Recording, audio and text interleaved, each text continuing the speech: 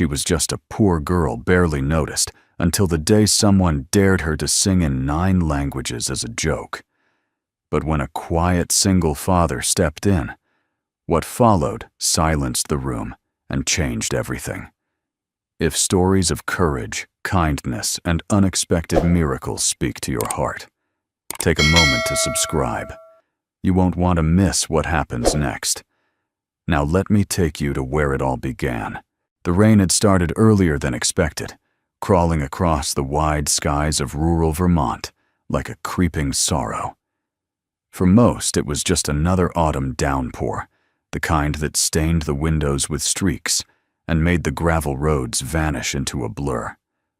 But for Callan Rhodes, it was something else, a storm wrapped in memory. Callan was driving his rust-colored pickup down the winding country road, one hand on the wheel, the other instinctively shielding the small figure in the passenger seat.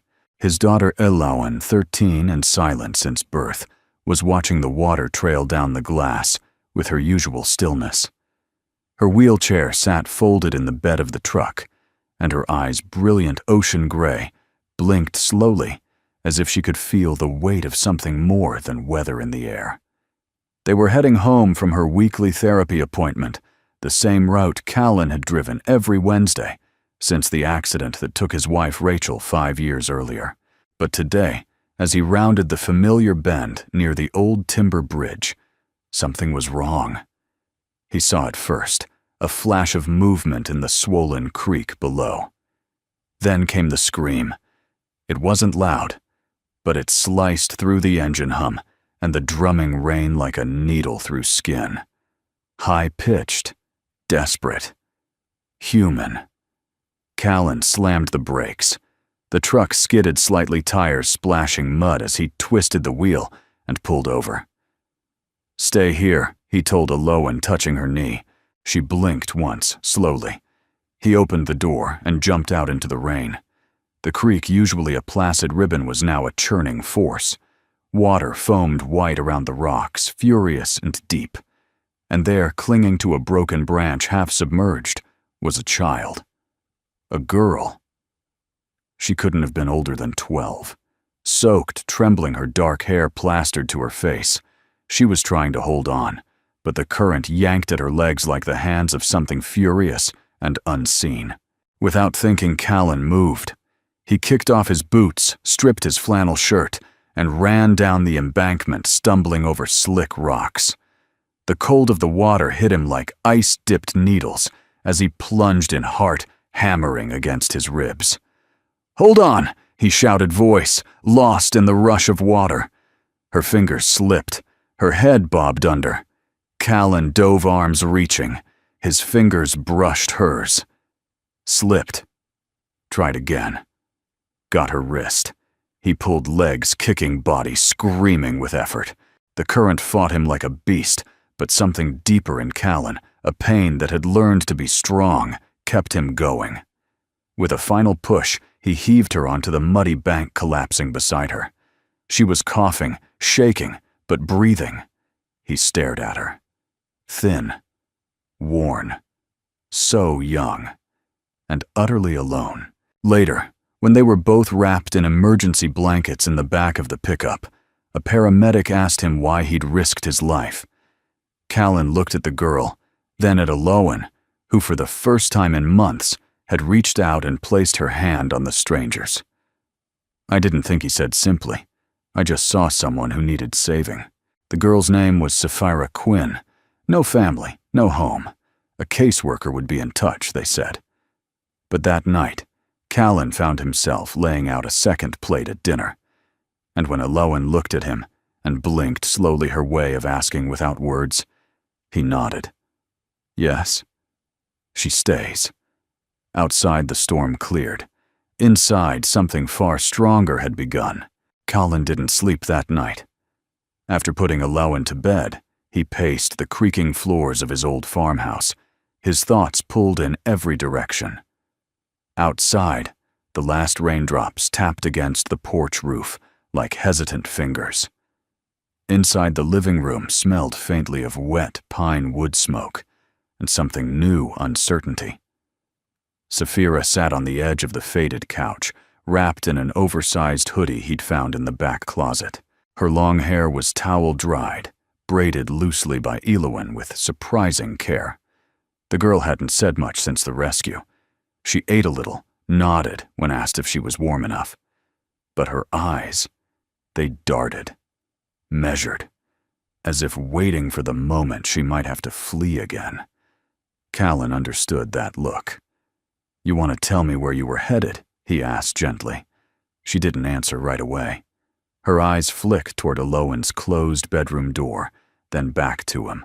"I wasn't headed anywhere," she murmured. "I was just trying not to be found." He said nothing. Silence was something he respected. She shifted, pulling her knees to her chest. "They said I was smart. Too smart. Like I thought I was better than the others.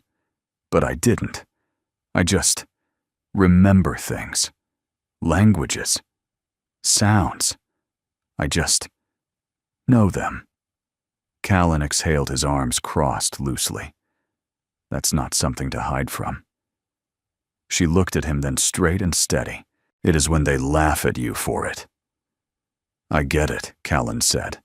"Sometimes people don't know what to do with something beautiful, so they make it small, or try to break it." That night, he made a bed for her in the small guest room. Before she shut the door, she turned back. "Your daughter." She smiled when I sang to her. Callan blinked. "She did," Sapphira nodded. "It was just a lullaby. In French. My mom used to." Her voice trailed off, eyes misting, but she didn't let the tears fall. Colin smiled. Elowen doesn't smile for many people. Sapphira slipped inside. The door clicked shut. At sunrise, Callan was already in the field behind the house, hands deep in soil. Farming wasn't glamorous, but it was honest. He liked that. Elowen sat near the garden in her chair, a blanket on her lap, eyes half closed to the sun. Sapphira appeared just after breakfast, barefoot and hesitant. When Elowen saw her, she lifted her hand just slightly and reached out. Sapphira approached and touched it. That moment, silent, soft, and unforced, planted something neither of them could name yet. But Callan, watching from a distance, felt the first crack of light returning to a world long shadowed. Sapphira didn't scream in her sleep, but something in the way she breathed at night unsettled Callan. It wasn't fear. It wasn't restlessness. It was the absence of sound, like she'd learned to suffer in silence so completely that even her dreams knew better than to cry out. He stood in the hallway the next morning, coffee cooling in his hand, watching through the cracked guest room door as the girl lay still, her chest rising and falling in perfect, practiced quiet, the kind of quiet you learn when noise only brings consequences. Elowen was already awake. She always rose with the dawn, her inner clock tuned to the rhythms of earth and light. Callan wheeled her into the kitchen, where he started breakfast, though cooking had long lost its joy for him. It was ritual now, something to do with his hands while his mind ran elsewhere. He didn't hear Sapphira come in until he turned and found her standing barefoot by the doorframe, wearing the same hoodie from last night. Sleeves swallowed her hands. "Morning," he said. She nodded but didn't speak. He noticed her eyes darting to Elowen, who was stacking 2 cereal boxes like building blocks. One toppled, and Sapphira caught it mid-air. Elowen blinked at her, then grinned a full, open-mouthed smile that rarely surfaced. "She likes you," Callan said, cracking eggs into the pan. "I sang to her again this morning," Sapphira replied softly. In Tagalog. "I thought she was still asleep. She probably wasn't," he chuckled. "Elowen hears more than we think." A pause. Then she asked, "Do you believe music can fix people?" He glanced at her spatula hovering above the skillet. "I believe it can reach places nothing else can."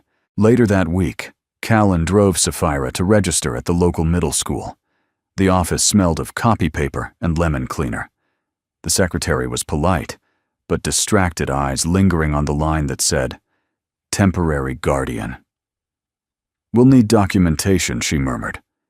"I'm working on it," Callan replied. His tone clipped, but not unfriendly. Saphira sat beside him, knees bouncing. She hadn't let go of the guitar case he'd let her borrow, even though she didn't have music class. After the paperwork, a tall boy named Trevor was assigned to show her around. He looked at her with that thinly veiled curiosity boys get when they don't know how to categorize something unfamiliar. Not mocking, not welcoming, just watching. "You talk weird," he said bluntly as they entered the hallway. Saphira shrugged. "I talk in a lot of ways." "She's that girl they pulled out of the river, right?" someone whispered behind her back. "The orphan." At lunch, someone dared her to say hello in 9 languages.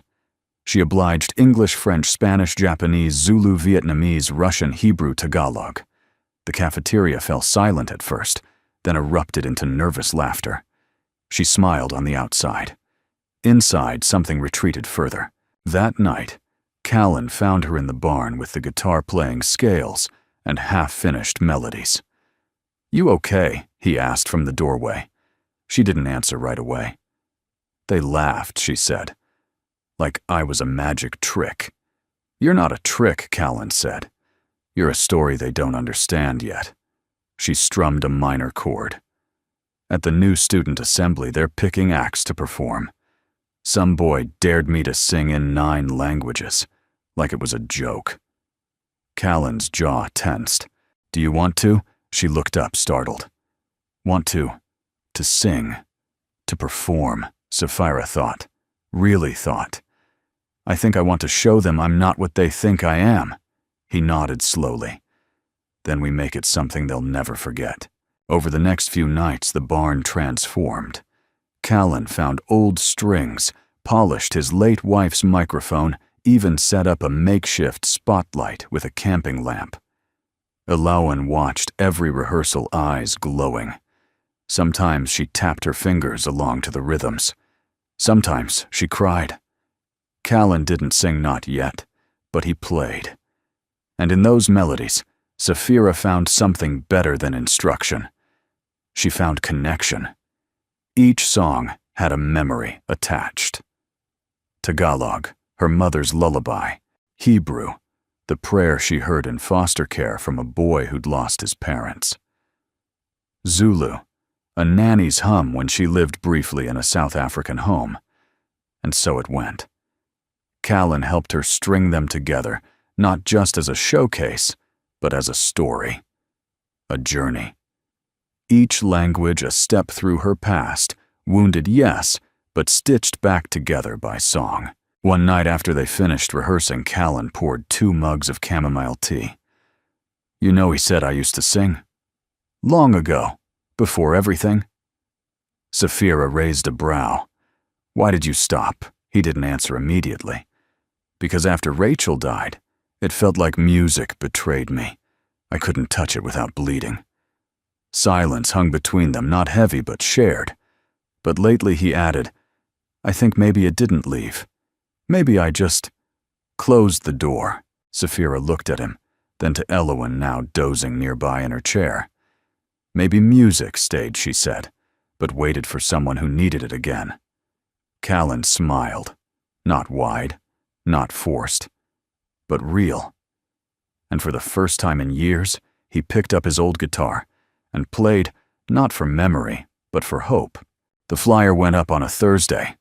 Saphira spotted it while walking past the main hallway bulletin board, right beside the vending machines and the lost and found bin that no one ever really checked. Bold letters at the top read, "Fall Festival Talent Showcase Sign Up." Now underneath, students had scribbled names with Sharpies, some already crossed out, others surrounded by doodles or question marks. There was noise color energy, everything she usually avoided, but her name wasn't written in her own hand. It was already there, scrawled in thick black ink, circled twice with a note beside it. Can she sing in 9 languages or nah? She stared at it for a full 30 seconds, the hallway fading into muffled background noise. Trevor, the same boy who had given her the school tour, walked past and smirked. "Better start warming up," he said with a wink. "We're expecting a global performance." The laughter that followed wasn't cruel. That was the worst part. It was casual. Unthinking. The kind of ridicule people give when they don't believe they're hurting anyone. That afternoon, she didn't go to the barn. She walked straight past the gravel path, past the mailbox, past Ilowin's wave from the front porch, and into the woods behind the farmhouse. Her steps were angry, purposeful. But she didn't know where they were taking her, just that she had to go somewhere. The air didn't feel so thick. When Callan found her an hour later, she was sitting on a fallen log, hands wrapped around her knees, eyes red. He didn't speak, just sat beside her. They watched the sun lower through the trees, casting golden streaks over the autumn leaves. "They think I'm a circus act," she finally said. Callan nodded slowly.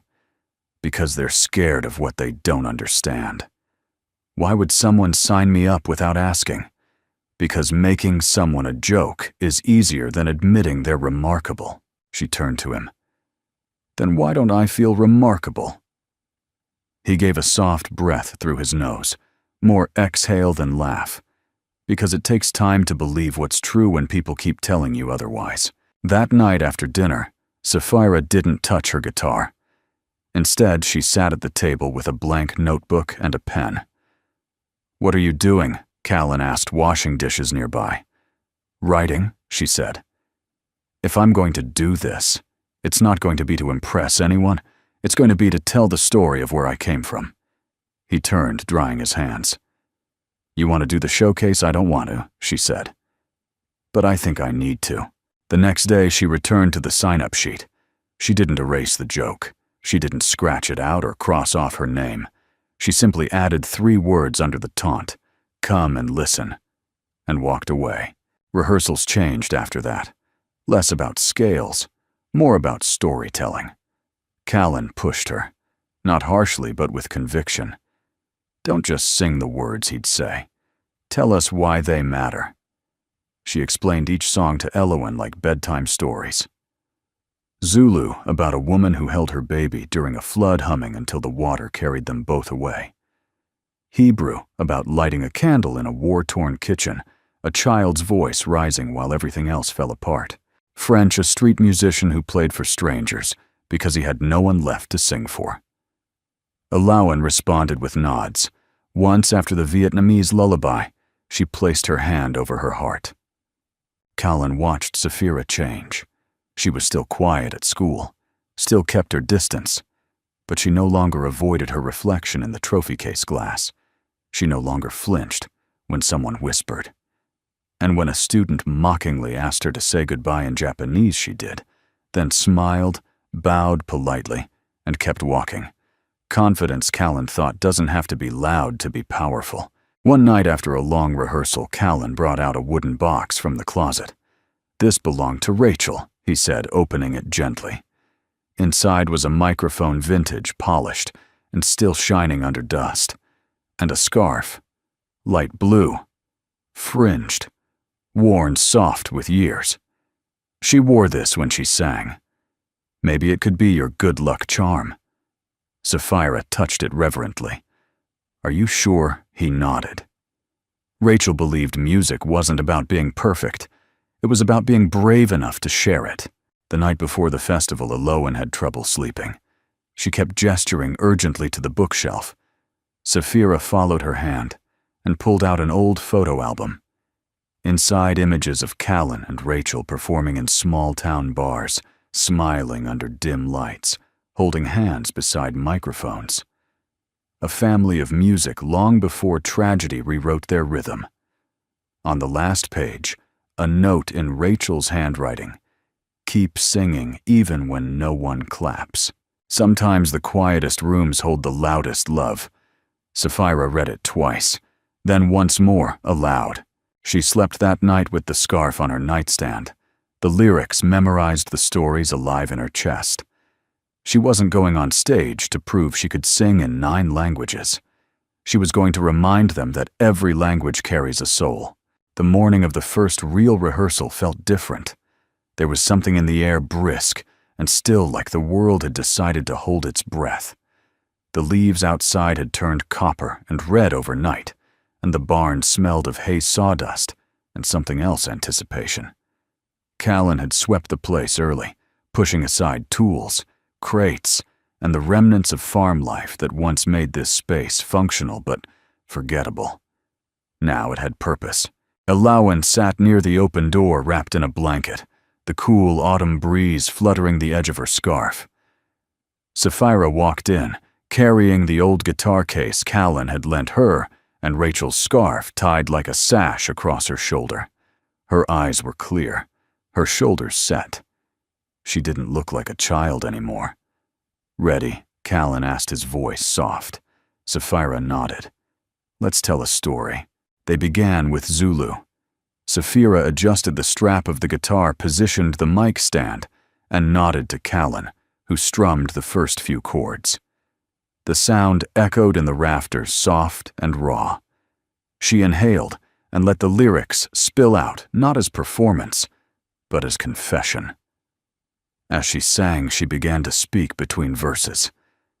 "This is for the woman who held her baby close, as the water rose, singing so her child wouldn't be afraid. I never knew her name, but she hummed like the sky was listening. Colin felt it then, the hush, that sacred silence when music stops being sound and starts becoming memory." They moved to Hebrew next. The melody was slower, minor-keyed, a haunting hymn passed through generations like a whispered prayer. Sapphira sang it with her eyes closed, her voice quivering then steady.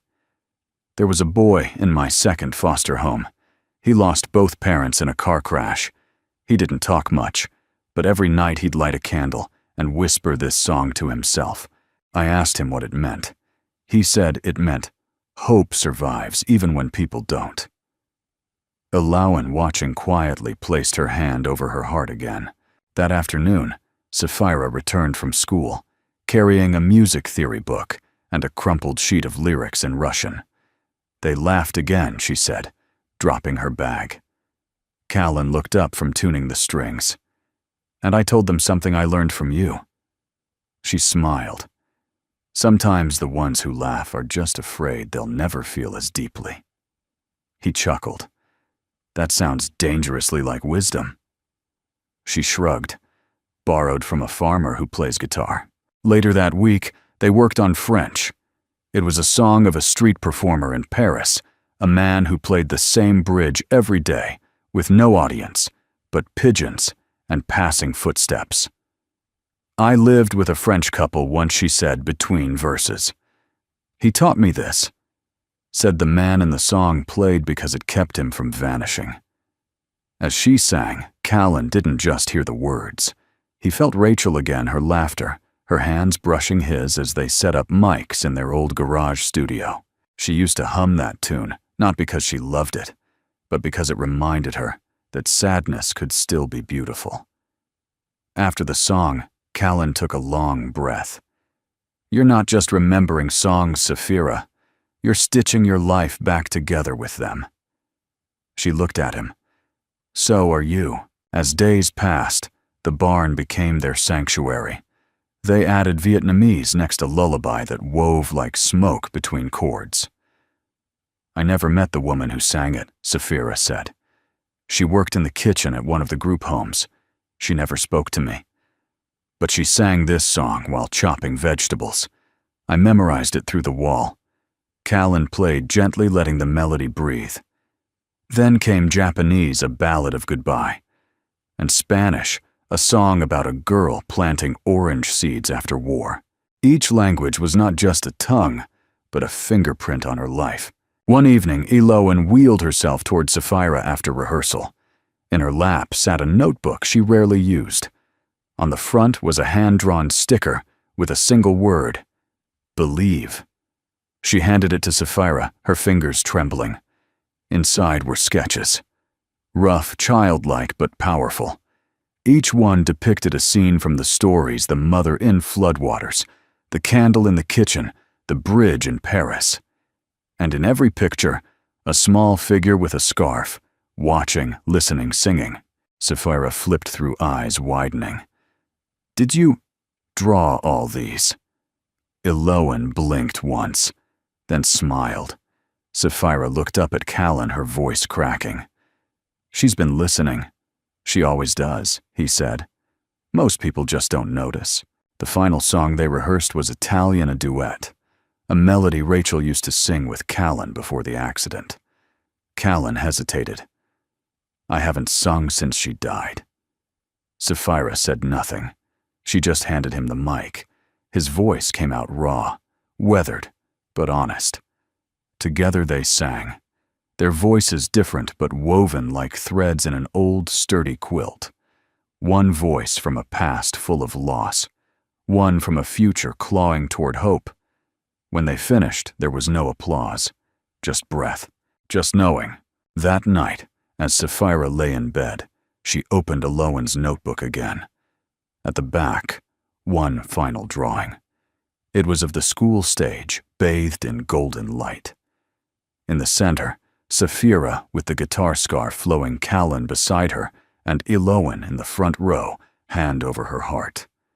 Beneath it, scribbled in shaky pencil, 4 small words. They will hear you. She pressed the page to her chest and closed her eyes. Tomorrow she would walk into that auditorium not as the girl who had been laughed at, tossed aside and mocked, but as a storyteller, and every note would carry the echoes of where she had been and where she was going. The morning of the talent showcase arrived like a whispered promise. Sunlight broke through the fog, casting gentle rays over the school lawn. Folding chairs were being set up in the outdoor amphitheater, volunteers in school t-shirts, taped off rows, and tested microphones. It had rained the night before, but now the world looked rinsed clean. At home, Sapphira stood in front of the mirror, wearing a plain pale blue dress, soft cotton, nothing flashy. Rachel's scarf hung loosely around her shoulders, and her hair was pulled into a braid Elowen had clumsily helped her finish. Simple Callan said, standing at the doorway, "You look like yourself. That's all you need to be." Sapphira nodded. She looked down at her guitar, then back up. "Will they laugh? Some might," he said gently. "But I won't. And Elowen won't.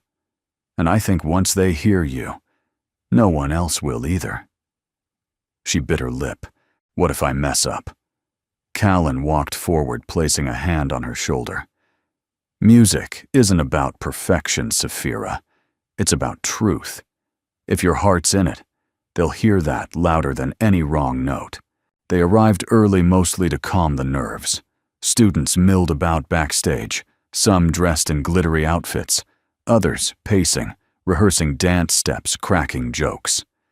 Sapphira sat quietly on a hay bale guitar case beside her.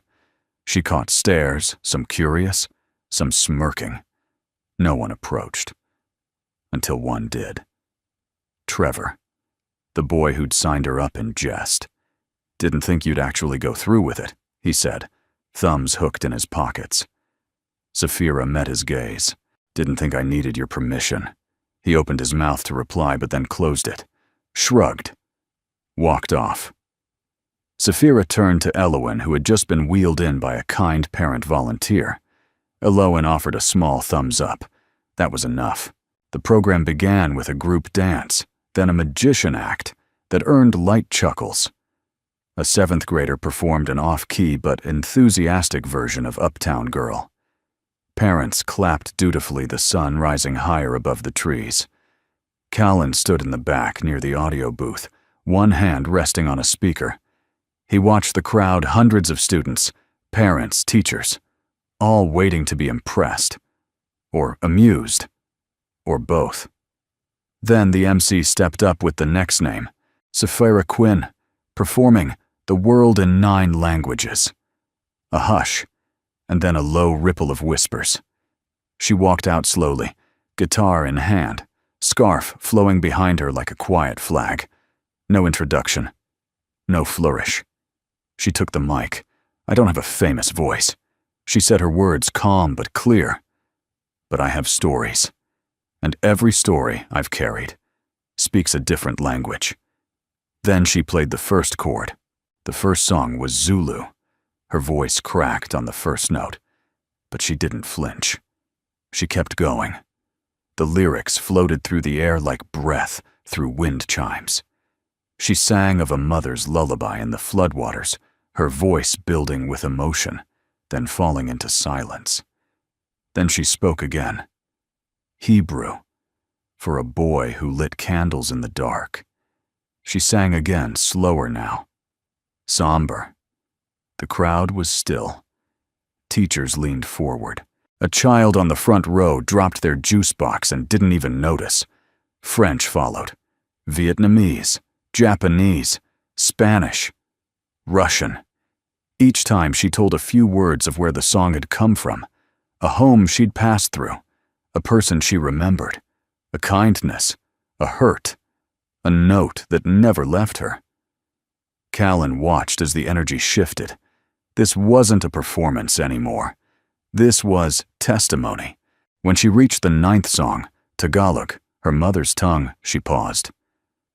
This one's for someone I loved, but can't remember clearly anymore, she whispered. She sang this to me before the world forgot we belonged together. She strummed once, twice, then sang. This time, her voice didn't crack. It soared. Callan felt his chest tighten. He wasn't the only one. Across the audience, people wiped eyes. A teacher placed a hand on her heart. A boy who had once laughed at her sat utterly still. At the final note, Saphira lowered the guitar, and the world went silent.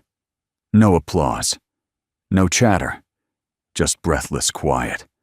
She turned toward Aloan, who sat in the front row, scarf tied neatly, hands trembling.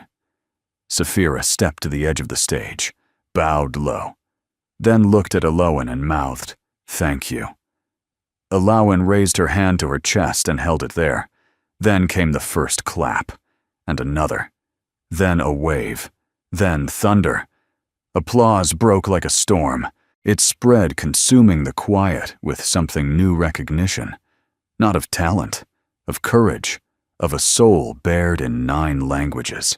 Backstage, Saphira stood in the shadow of the curtains, breathing hard. Her hands shook. Callan appeared beside her.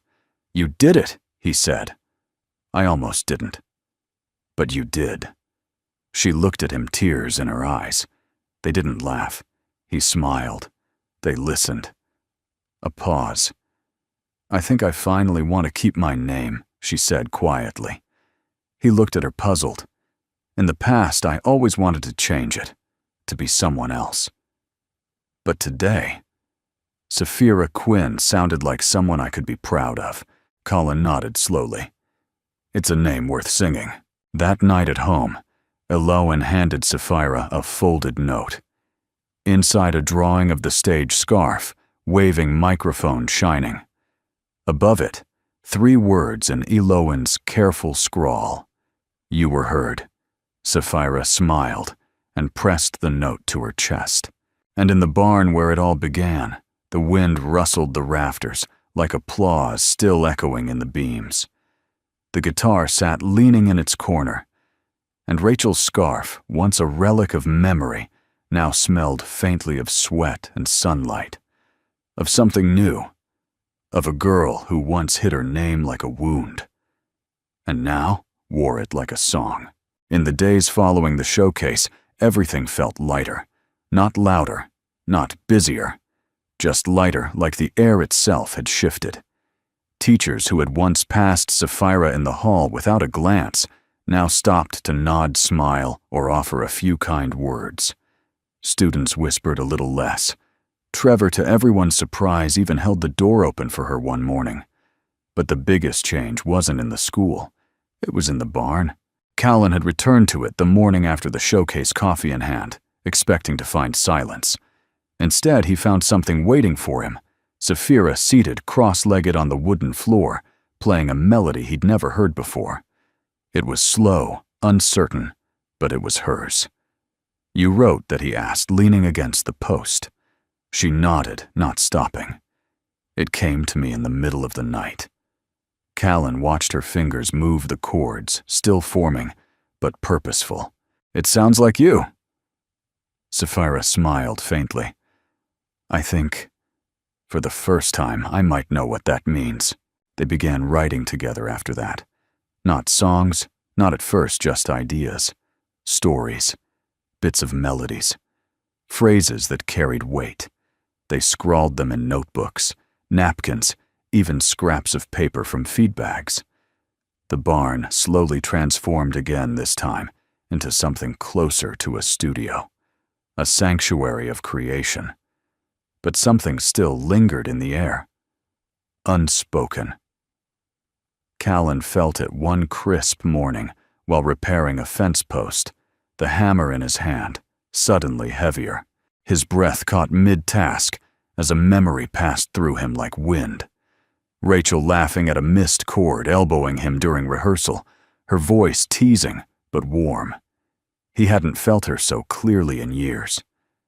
That night, he sat beside Alawan watching her draw. She was sketching Sapphira again this time with music notes swirling around her like a wind tunnel. Elhi murmured, "Do you remember your mom singing?" Alawan blinked, then nodded once. "She'd be proud of you," he whispered. "Of both of you." The girl smiled, then tapped the sketch twice and handed it to him. Callan folded it gently and placed it in the pocket over his heart. The next day, a new figure entered the barn. Her name was Juniper Ash. She was a violinist, a widow, and someone Callan hadn't seen in over a decade. They had once performed together in a forgotten music festival, long before marriage, long before loss. She had moved to Oregon, then back again after her husband passed. Word of the showcase had reached her through an old friend. "I heard there was magic coming out of this barn," she said, stepping in her case slung over one shoulder. Callan blinked in surprise. "I didn't think you'd come."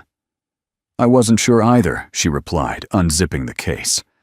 But then I heard a girl sang in 9 languages and made a field of strangers cry. Sapphira entered just then, froze mid-step. Juniper smiled. "You must be the miracle." Sapphira flushed. "Just the messenger." Juniper took out her violin and without another word played a few notes. They echoed, clear and wistful, through the rafters. Sapphira stepped forward. "Can we try something?" They didn't speak again for a while, because music doesn't always need permission to begin. The three of them rehearsed together for hours that day, Sapphira on vocals and rhythm guitar, Juniper weaving through with lyrical violin, and Callan on his old acoustic, grounding them in harmony. They called the piece Dust and Courage. Sapphira explained the name later by the garden. "Because that's what I feel like I'm made of," she said. "Dust from all the places I've been. Courage from all the people who didn't give up on me." Callan nodded slowly. "That might be the most honest thing I've ever heard." Over dinner, Juniper stayed. They ate chili and cornbread on the porch under yellow porch light and the first stars of October. The air between her and Callan was cautious, but kind. There was history not of romance, but of understanding. A bond formed long ago, dormant, but not broken. As the wind curled leaves across the yard, Juniper asked softly, "Have you written anything since Rachel Callan stirred his drink?" "Bits. Lines. Nothing finished." "You should." He looked at her. "For yourself, if nothing else," she said.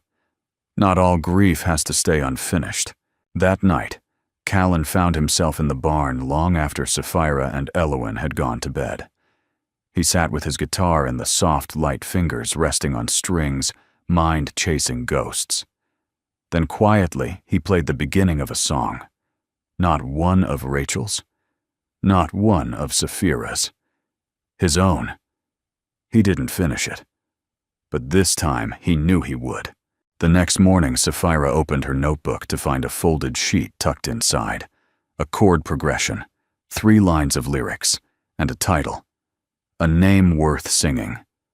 No signature. But she didn't need one. She carried it to the barn like it was made of glass. Later that week, they performed the new song at a local community coffee house. No stage lights, no microphones. Just a wooden stool, a circle of chairs, and the smell of cinnamon and old paperbacks. Sapphira sang the first verse. Callan took the second. Juniper's violin carried the bridge. And when they finished, there was no ovation. Just the sound of someone, an older man in the back, wiping his eyes and whispering, "I needed that." That night, as they loaded instruments into the truck, Callan looked at Juniper across the tailgate. "Thanks for coming back," she smiled. "Thanks for still being here." There was a silence that hung between them, not heavy, but waiting. Maybe love didn't always come with fireworks and declarations. Maybe sometimes it sounded like a guitar tuning in a barn full of dust and courage. It started with a phone call.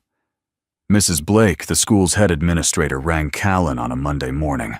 Her voice was brisk, as always, but there was a tremble of excitement woven through the vowels.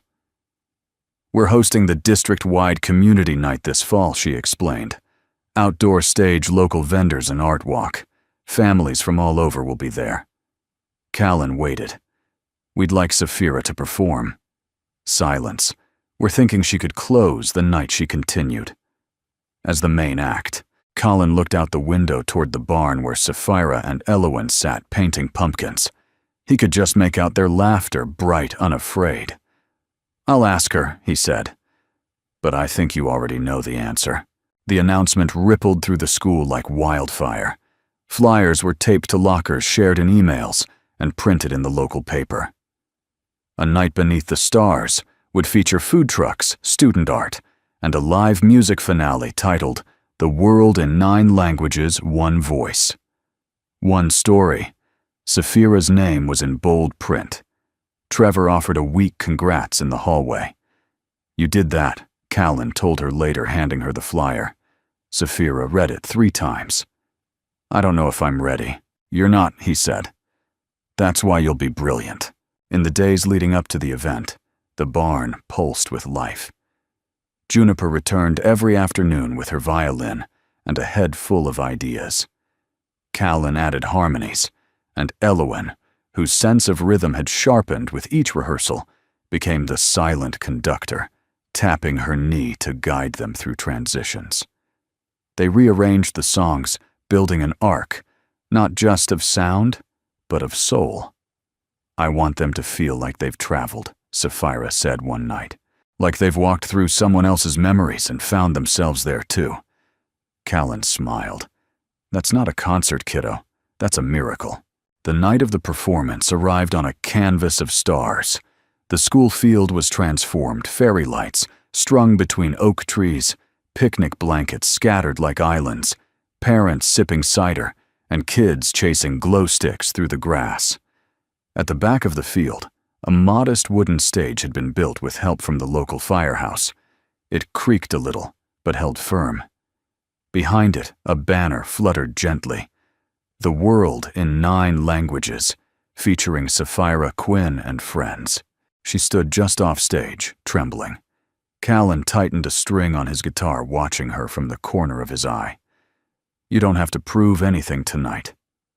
"I'm not scared they won't like it," she said. "I'm scared I won't feel it." He nodded. "Then forget the stage. Think about the barn. Think about the river. Think about the first time Elowen smiled at you." She looked over at Elowen now, front row scarf tied like a crown, and she breathed. "I'm ready." The lights dimmed. The crowd hushed. Juniper took the stage first, her violin slicing a clean line through the night air. Then Callan strumming a familiar rhythm. And then Sapphira. She walked slowly to the microphone, her blue dress catching the wind. No introduction. Just breath. Just presence. She began with Zulu soft reverent. "This is for the woman who sang through the storm." Then Hebrew, for the boy who lit a candle and made it last. The stage didn't elevate her. It simply held her while she rose. Each language pulled something from the air, gasps, tears, even laughter. When she sang in Vietnamese, a grandmother in the third row closed her eyes and whispered along. When she played Spanish, 2 children held hands and leaned against their mother. The world contracted around the stage, not smaller, but closer. And then she paused. This last one, she said, voice steady, is in English. It's not a song I learned. It's one I wrote. Callan met her eyes. She nodded. He began to play. Juniper's violin joined in. And Sapphira sang, from dust and courage I found my name. In borrowed languages, I lit a flame. But here I stand in my own skin, no longer hiding where I've been. The final note lingered, not fading, not breaking, just holding. Alawan stood, slowly, carefully, then raised her hand to her chest. The crowd followed, not with claps, not yet, with quiet. And then, like a swell after silence applause, waves of it, thunderous, joyful, raw. Backstage, Sapphira wept into Juniper's scarf. Callan placed a hand on her back. You weren't just heard, he said. You were remembered. As the evening wound down, people lingered in the field longer than usual. Something about the performance had changed the atmosphere, not just entertained them, but united them. Parents who had never spoken stood shoulder to shoulder. Teachers wiped their eyes and exchanged quiet nods. Even Trevor, standing awkwardly near the cider booth, clapped until his palms stung. A man from the district board approached Callan. Who wrote that last song, he asked. Callan tilted his head toward Sapphira, who was now laughing gently with Alawan as they sat on the edge of the stage, feet dangling. She did, he said. And she lived it. The man nodded, then handed Callan a card. There's a state youth arts festival next spring. I think she might belong there. Callan took it without a word, but in his chest, a quiet pride flickered to life. Later, while packing up the instruments, Juniper turned to Callan. Her voice was low but firm. You do know, don't you know what? That you didn't just help her find her voice. You let her borrow yours until she was strong enough to sing on her own. Callan looked at her, something soft unfolding in his eyes. And maybe she added, you're finally singing for yourself again, too. He didn't answer. He just smiled. That night before bed, Sapphira unfolded the flyer from the performance. She taped it beside her bed, next to Rachel's scarf, now neatly draped on a hook. She didn't need to look at it to remember. She had found something no one could take away. Her name, her song, and the family she never thought she'd deserve. The letter arrived on a Wednesday. It was folded neatly inside a navy blue envelope, with a golden seal pressed onto the flap, elegant, official, unlike anything that usually came through the battered red mailbox at the end of Callan's gravel driveway. Sapphira opened it at the kitchen table with Alawan watching from across her bowl of cereal. Callan stood by the sink, mug in hand, waiting for her expression to change. She read it once, then twice, then slowly looked up. I've been invited to the Vermont State Youth Arts Festival, she whispered. Callan blinked. That's big. She nodded, still stunned. They want me to perform. A full 30-minute set. Live. Broadcast statewide. Alawan clapped her hands together with such force that her spoon flew into her lap. Sapphira laughed, breathless, then looked back at Callan. They think I'm good enough, he smiled. No, they know you are. That night the barn felt different. Not quieter, just heavier, with purpose. Juniper was the first to say it. 30 minutes is more than a medley, she said, setting her violin case down. It's a journey. Sapphira stood in the center, arms folded. Then we make it one. They started from scratch. Rather than simply repeat the songs from the school showcase, Sapphira wanted to dive deeper. Revisit each language, yes, but also what came after. The healing. The questions. The person she was becoming. "We're not just telling where I've been," she said. "We're telling what I've become because of it." For days, the barn transformed into a sanctuary of composition. Sheets of lyrics fluttered on every beam. Eloan helped hang fairy lights along the rafters and crafted audience faces from paper plates to simulate stage nerves. Juniper sketched violin harmonies late into the evening, her bow dancing through new territory. Callan did more than play chords. He began writing again his own verses, rough and spare, but powerful. A song began to form between them, one that had no language, only feeling. "We could end with this," Sapphira said one night, showing him a chorus she'd scribbled across an old feed bag. He read it quietly, then nodded. "Yeah, that's the truth of it." But not everyone understood. At school, some students began teasing again this time, with jealousy rather than cruelty. "So now you're famous," one girl muttered, as Sapphira passed. Another chimed in, "Don't forget us little people when you're on TV." Trevor surprisingly said nothing, but his silence was sharp. It bothered Sapphira more than she expected. At lunch, she sat alone for the first time in weeks. Even Eloan, when brought by Callan to deliver her notebook sketches, sensed the change. In her sketch that day, a paper stage surrounded by blank, faceless figures, and Sapphira standing on it, holding a microphone made of stone. "It's getting heavy," Sapphira murmured. Callan studied the drawing. "Then let's remind you why you're doing it." That weekend, they visited Rachel's old music room. It hadn't been touched in years. Dust coated the piano keys like frost.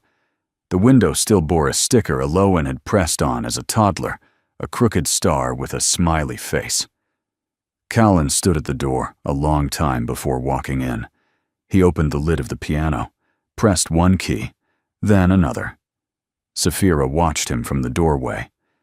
"You don't play in here, not since he said." She nodded, then stepped in.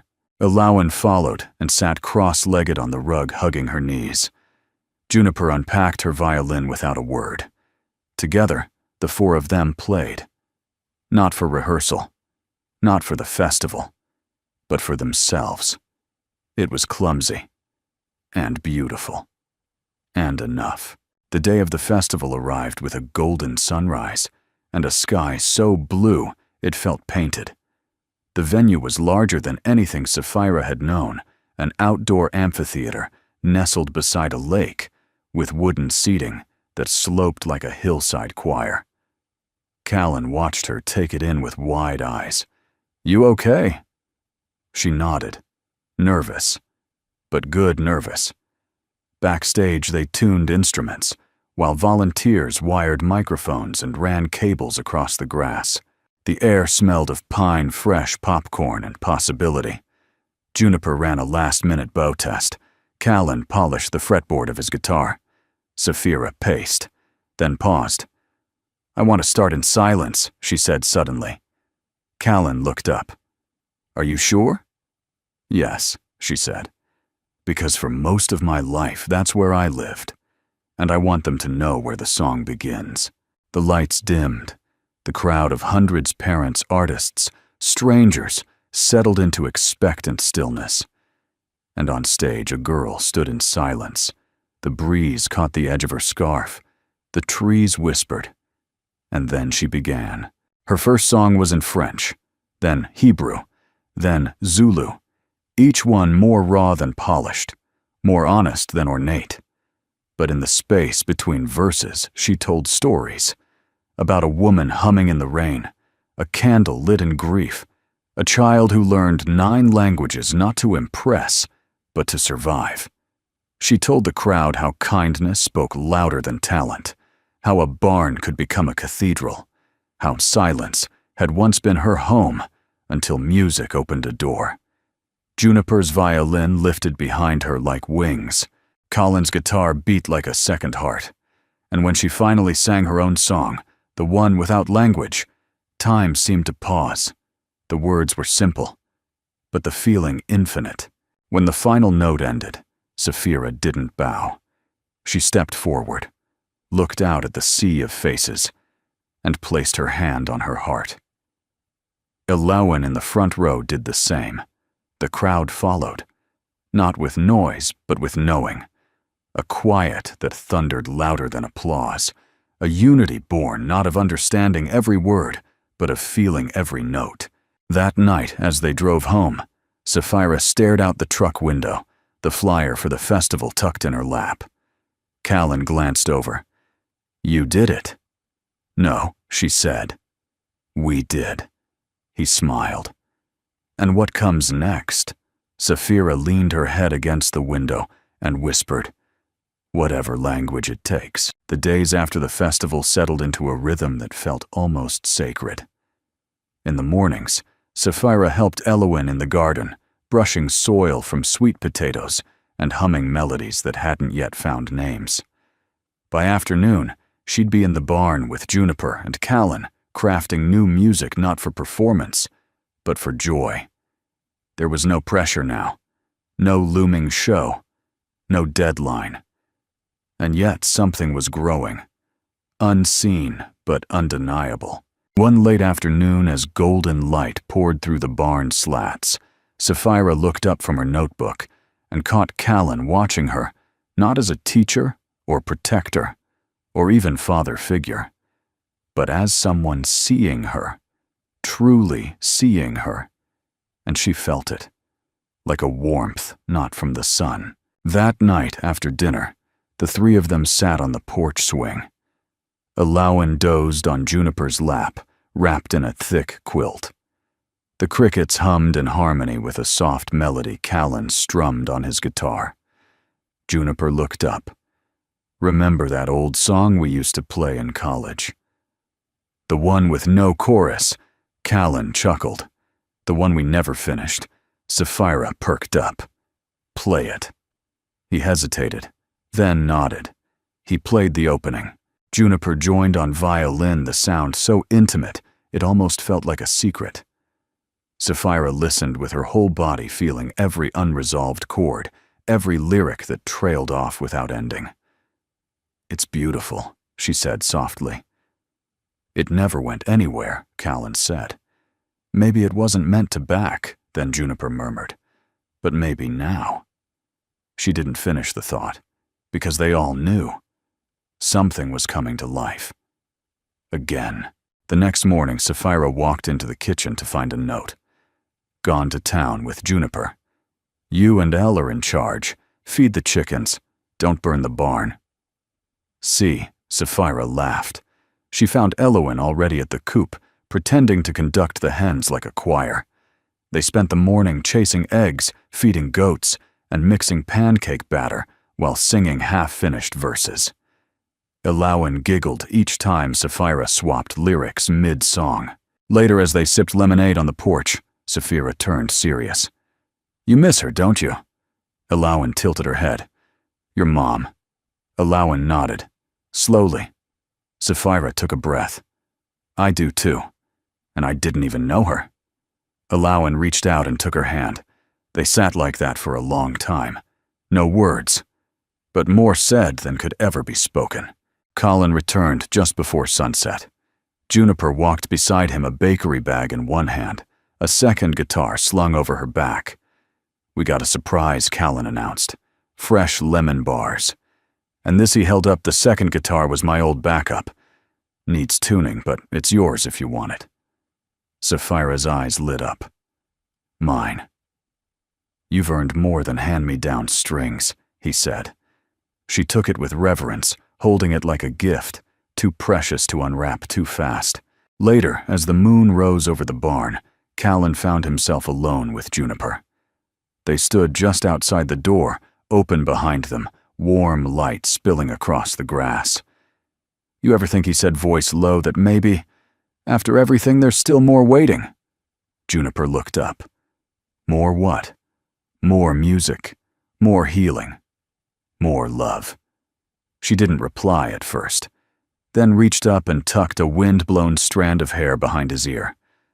I think sometimes love waits for us to stop surviving, so we can start living. Their eyes met, and for the first time in years, Callan didn't flinch at closeness. He leaned forward, not rushed, not unsure, and kissed her. It was soft, quiet, but steady, like coming home. Inside, Sapphira tucked Elowen into bed. The girl had sketched another picture this time of two guitars hanging side by side on a barn wall, their strings tangled. She placed it on the nightstand, then tiptoed out heart, both heavy and full. She stepped onto the porch just as Callan and Juniper walked back from the barn. Callan paused. All good, Sapphira nodded. She's dreaming music again. He smiled. That's a good sign. Then awkwardly, he added, Juniper's going to stay tonight. We figured we'd. Sapphira held up a hand. You don't need to explain. And she meant it, because something in her understood. Love wasn't a betrayal of the past. It was a gift you finally stopped returning. The next morning was slow, gentle. They made breakfast together, 4 of them now, elbows bumping, laughter overlapping like harmony. Juniper flipped pancakes while Callan made coffee. Sapphira braided Elowen's hair. It felt like family. Not the kind she had lost, but the kind she had built. Later that week, Callan surprised her again. He handed her a manila envelope. Inside was a birth certificate application. But I already have one, she said, puzzled. You do, he said. But this one lets you choose what it says. She stared at the line for guardian, then at the one for name, and finally her eyes welled. I can keep Sapphira Quinn. You can keep it, change it, add to it, whatever feels most like you. She bit her lip, then whispered, I want to add something. He nodded. Let me guess. She smiled. Roads. The next few days unfolded like pages of a songbook left open in the sun. Neighbors began dropping by, bringing pies, jars of jam, even a set of second-hand vocal microphones. The showcase had rippled further than any of them expected, and now people wanted more. Not a repeat, but a revival. There's something in that barn, one elderly woman said after dropping off honey. I swear I hear it when I walk past. Like the rafters are humming. They laughed. But secretly, they all knew it was true. Music was no longer what they did. It was what they lived. One evening, as twilight bloomed over the hills, Sapphira found herself alone in the barn. The others were still in the kitchen finishing dinner, but she had slipped away early, drawn by something quiet in her chest. She sat down with her guitar and began playing softly. Nothing rehearsed. No lyrics. Just sound. Pure and true. And as she played, she thought about all the languages she had carried. Not just the spoken ones, but the ones of silence, pain, belonging. And now, finally, love. She didn't hear Callan enter, but she felt him sit beside her. He didn't say anything. He just added a harmony. 2 guitars. No words. 1 heart. And in that moment, beneath beams worn by time and love reborn, they played not for anyone else, but for the home they had become to each other. The first frost came quietly. Sapphira noticed it early one morning, mist still clinging to the windows, and the breath in her lungs turning visible as she stepped barefoot onto the porch. The world shimmered in pale silver, each blade of grass dusted with light, each branch crystalline. She rubbed her arms through her sweater and listened. Nothing. But not the lonely kind of nothing she had grown up with. This silence was full of promise, of pause, of breath before the music. Inside, the kettle whistled. Callan was already up, coffee mug steaming in one hand, reading an old songwriting journal with his feet propped on a stool. "Elowen still sleeping?" she asked. He nodded. "Juniper went to town for more tea. Said she might stop by the music shop. Again. Sapphira smiled. Juniper had been eyeing a vintage cello for weeks, pretending she wasn't serious. They all knew better. I had a dream, Sapphira said. Callan looked up. I was standing on stage like before, but this time, I wasn't singing. He frowned slightly. What were you doing? She hesitated. Listening. And everyone else was singing instead. That afternoon, they set up in the barn like always, though the air was colder now, and they had to wear scarves and gloves between songs. Elauwen wore 2 beanies stacked atop each other and pretended to be the Queen of Iceland. They were working through a new arrangement when the call came. Juniper had been in a minor car accident, nothing serious but enough that she'd be kept overnight for observation.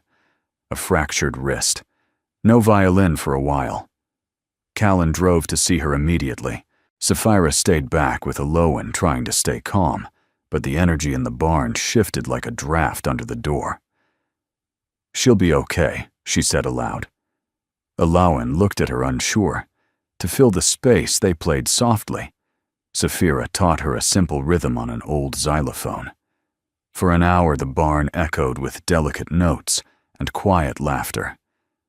But when the music stopped, the silence returned. And this time, it didn't feel full. It felt empty. Colin returned late that evening, his face worn but relieved. She's okay, he said, shedding his coat, annoyed more than anything. Sapphira sat on the floor, legs folded beneath her. No violin for a while, I guess. Nope, Callan confirmed. Which means if you want the winter show to happen, we'll need a new arrangement. She blinked. We're still doing the winter show. Callan's brow furrowed. Of course. Unless you don't want to. She looked at him, surprised at her own hesitation. I'm afraid it won't be the same without her. He nodded. It won't be. But maybe it can be something else. The next morning, Elauwen handed Sapphira a folded note. Inside, a drawing of Juniper in a hospital bed, smiling with her violin floating above her like a balloon. Underneath, in shaky pencil, "Play anyway." Sapphira stared at it a long time, then quietly walked to the barn and picked up her new guitar. For the next few weeks, they reworked everything. What had once been woven between 3 instruments now became something new, more vocal, layering, more story, more pauses. Sapphira began composing a new piece, a song without a single word. Just breath harmony and a pulse that rose and fell like wings. She called it The Waiting Room. Inspired by Juniper's hospital stay, it was about the in-between moments, the places where music still lives, even when no one is performing. Callan added a counter melody on piano. Elauwen contributed handbells, choosing notes by instinct. And slowly, the silence they feared became part of the music. One snowy Sunday, while rehearsing, a gust of wind blew open the barn doors mid-song. The cold rushed in like a ghost, snatching scarves, scattering pages. Sapphira started to laugh, but Callan kept playing. She joined in. And in that chaotic, unscripted moment, something magical happened. The music soared. No walls, no roof, just sky and sound, and 3 souls refusing to be quiet.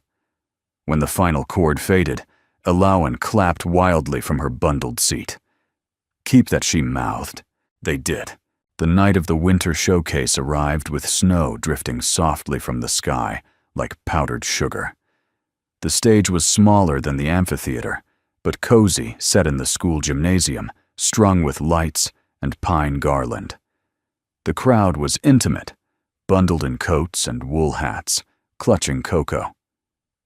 Callan adjusted the final mic. "You ready?" he asked. Sapphira looked around at the people gathered, the snow settling gently on the windows, and the silent space where Juniper's violin would have stood. "I think," she said, "we're never fully ready. But that's why it matters." He gave a small, proud smile. They took the stage. The set began with familiar languages, Tagalog, Hebrew, French. But this time, between each song, Sapphira spoke less about the pain behind the notes, and more about what came after. The kindness of a hand held, the silence that listened, the courage to keep singing even when your voice shakes. Then she introduced the final piece. "This is for the waiting," she said, "and for the music we make, when nothing seems to be playing at all." She began to strum, lightly. No lyrics, just tone. Callan joined, then Eloan gently chiming bells. Together they built something fragile and wild and whole, and when they reached the last note, they let it linger. The silence afterward was no longer absence, it was presence. Juniper was watching from the front row, wrist in a sling, eyes bright. And she was crying, not from loss, but from what had bloomed in her absence. Later, as people gathered their coats and programs, a little girl approached Sapphira with wide eyes and asked, "Why didn't you sing at the end?" Sapphira knelt down. "Because sometimes," she said gently, "the silence sings better than we can." The girl nodded solemnly, then skipped away. That night back home, Sapphira sat on the porch while the others cleaned up inside. She looked at the sky, so open, so quiet, and finally understood her dream. It wasn't about standing alone. It was about letting go, and letting others carry the song too. Spring came quietly, like a verse whispered after the chorus. The frost melted from the fields. The trees wore buds like secrets. The barn, once wrapped in scarves, and snow now breathed with open windows and the scent of lilacs. Music returned, not as preparation, but as part of life. It hummed from the kitchen, drifted from the garden. Voss stretched its arms wide across the porch. Sapphira sat cross-legged beneath the oak tree, with Eloan helping her glue feathers and buttons onto a paper lantern for the town's spring parade. Across the yard, Callan repaired a fence post with one hand while holding coffee in the other. Juniper sat on the steps, her wrist finally free from the sling, tuning her new cello, with a smile she wasn't trying to hide anymore. It wasn't dramatic, it wasn't triumphant, but it was peace. And for the first time, Sapphira didn't feel like she was visiting this life. She belonged to it. The invitation arrived on a soft yellow postcard with curled handwriting and a hand-drawn treble clef. "You are warmly invited to perform at the National Youth Music Gathering this summer, solo or ensemble. All expenses covered. Open air. Open hearts. Say yes." Sapphira read it once, then again. She looked at the line marked Category Performer or Mentor. She circled both. That night, she shared the news over dinner. Callan leaned back in his chair, eyebrows raised. "Mentor." She shrugged. "They asked if I'd be willing to teach a workshop about telling stories through music, especially for kids who feel like they don't have a voice." Juniper reached across the table, placed her hand gently on Sapphira's. "You've become what you needed most." Sapphira blinked. "What's that?" "A lighthouse," Juniper said. "Someone others can sail toward in the dark." Eloan smiled, then reached into her sketch pad and drew a tiny lighthouse next to a guitar. They began preparing, but not with urgency. There was no pressure this time, only joy. They selected pieces not based on applause but meaning, songs that felt lived in, lyrics that had grown like vines around old wounds. They added a new duet, Callan and Juniper, tentative romantic, with a warmth that made the barn glow like an old record player. Sapphira worked with Eloan on creating a visual storybook to project behind the stage her art, now part of the show. Callan stepped back more often, letting Sapphira take the lead. "You're ready," he said. She answered with a nod, and didn't look back. The night before the trip, they gathered in the barn for one last rehearsal. They didn't run the full set. They didn't tune every string. They just played, and laughed, and let the music rise and fall like breath. At one point, Sapphira stood alone with her guitar eyes closed, playing the melody she had once called the waiting room. But now it had words, soft, imperfect, true. This is the sound of coming home, of finding out you're not alone, of letting silence fill the space and choosing love to take its place. No one clapped when she finished. They didn't need to. The festival took place in the Colorado foothills. They arrived to the scent of pine, the rush of nearby streams, and a stage made of weathered wood and hope. Teenagers from across the country gathered with instruments slung on their backs and notebooks stuffed in their pockets. Some had voices like lightning. Others barely sang above a whisper. Sapphira felt at home with all of them. Her workshop was scheduled for the second day. That morning she woke early, walked the trail behind the cabins, and stood by the river. She thought of every place she'd ever lived, every bed she'd left behind, every word she hadn't spoken until music gave it permission. Then she turned and went to teach 25 students, some with scars behind their eyes, some with poems hidden in their sleeves. Sapphira stood at the front guitar across her lap, not as a prodigy, but as proof. You don't have to sing loudly, she told them. You just have to sing honestly. They wrote, they hummed, they cried. And when it ended, a boy with a stutter asked if he could stay after to play her something. It wasn't in tune, it wasn't finished, but it was brave. And she listened like it was gold. Their final performance took place at sunset. The hills behind the stage glowed like fire. They sang not for approval, but for memory. French, Tagalog, English. Silence. Juniper's cello cried and laughed through the notes. Callan's harmonies wrapped around Sapphira's lead, like hands around flame. Eloan's artwork lit the screen behind them, sketches of rivers and rafters and stars. And in the last song, the entire audience joined the final chorus. Hundreds of voices. One heart. Sapphira looked up at the sky and let go of the girl who once hid in silence. Back home weeks later, life was quieter again, but never silent. The barn still echoed with new songs. The porch buzzed with soft conversation. And in the mornings, Sapphira would often wake before the sun, step outside with her guitar, and strum the chords of a life she no longer feared she'd lose. One morning, Callan joined her. "You thinking about going back?" he asked. "To the festival? To everything?" She smiled. "I think I never left." Later that day, a package arrived from one of her students. Inside a photo of their small choir, a handwritten lyric sheet, and a note that read, "Thank you for giving us a place to sing." Even if it was only for one afternoon, it was enough. Sapphira read it twice, then walked to the barn, opened the windows, let the air in, and began to play. Because sometimes music doesn't just heal, it builds something. Beam by beam, chord by chord, it builds a home. If this story touched something deep within you, we'd love to know where in the world are you watching from. Just drop a comment and say hello. You never know who you might inspire. And if you'd like to hear more stories like this, stories about courage, kindness, and the quiet miracles that shape our lives, feel free to subscribe. We'd be honored to have you with us. Thank you truly for spending part of your day here. From our little corner of the world to yours, take care, stay kind, and we'll see you in the next story.